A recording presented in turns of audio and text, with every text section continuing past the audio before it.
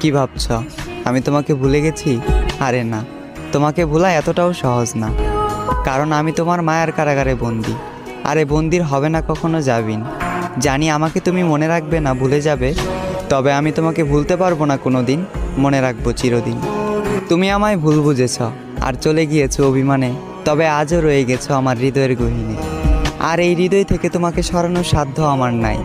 তোমার থেকে অনেক জানতে ইচ্ছা করে, আমাকে ছেড়ে তুমি যাকে চাইলে সেও কি আমার মতো করে তোমাকে চায়? সেও কি মন খারাপের দিনে তোমাকে আমার মতো করে হাসায়? সেও কি তোমার অভিমানের ভাষা বুঝে?